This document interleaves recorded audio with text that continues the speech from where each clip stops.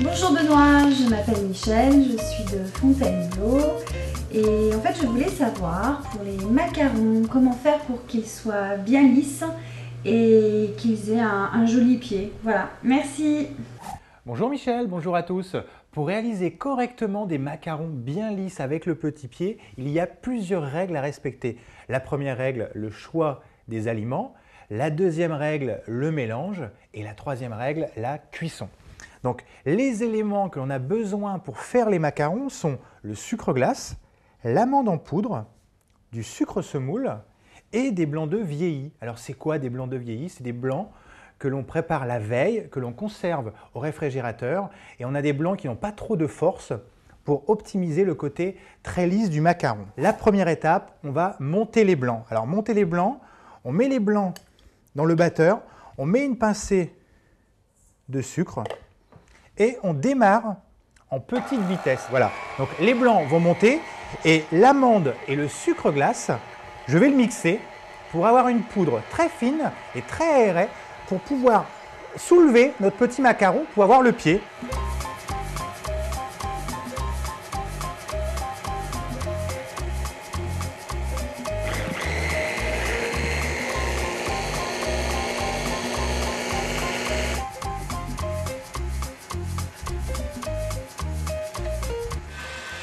Donc les blancs sont pratiquement montés, donc je mets la dernière partie du sucre semoule et je mets à fond le batteur pour les serrer, pour avoir quelque chose de bien ferme. J'ajoute à l'intérieur 15 gouttes de colorant rouge pour avoir des macarons un peu rosés.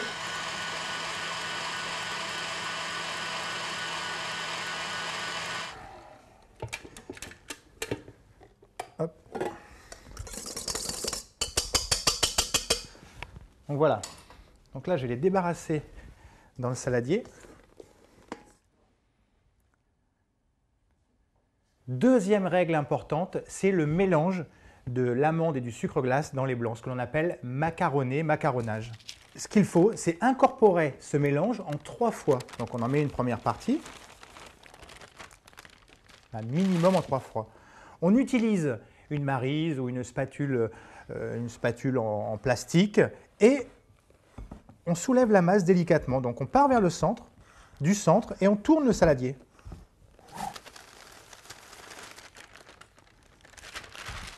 Une deuxième fois. On va même le faire en 4 fois, c'est la dernière partie.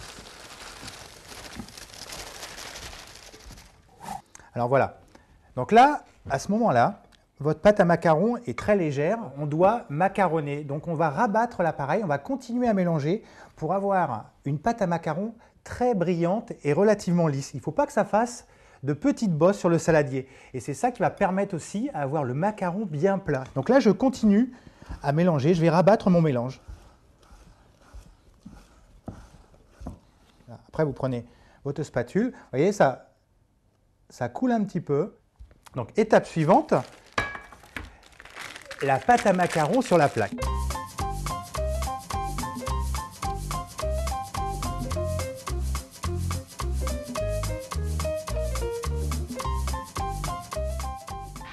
Donc vous tapotez légèrement la plaque et maintenant je vais laisser la plaque 15 minutes environ à l'extérieur pour faire une petite pellicule sur le dessus du macaron avant de mettre au four.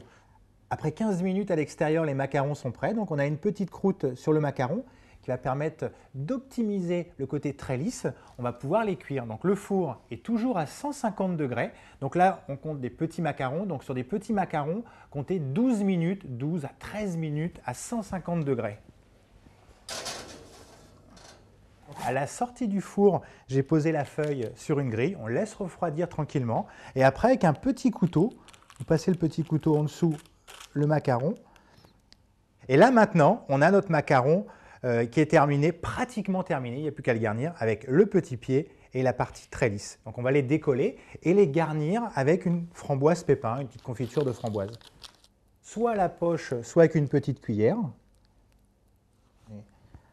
Le macaron, un petit peu de confiture et vous reposez sur le dessus et vous tournez légèrement. Et là, on a notre macaron qui est prêt à être consommé, presque prêt, car après, on va le mettre à conserver au réfrigérateur pendant environ 24 heures pour vraiment harmoniser tous les arômes. Donc voilà les diverses utilisations de la pâte à macarons. Donc le macaron en gâteau, donc ça c'est un gros macaron garni avec une crème pâtissière allégée et à l'intérieur des fruits frais, des framboises, des fraises, des fruits de saison, très agréable, accompagné avec un petit coulis. Le gâteau au blanc mangé avec à l'intérieur un petit noyau de coulis de fruits et juste les macarons autour en coque collée. Le petit macaron aux divers parfums, chocolat, pistache, réglisse, cassis. Alors là, libre à vous d'utiliser le parfum de votre choix. Les gros macarons, le macaron à la pistache, le macaron au citron, au chocolat, même un gâteau macaron chocolat avec des petits macarons chocolat et café.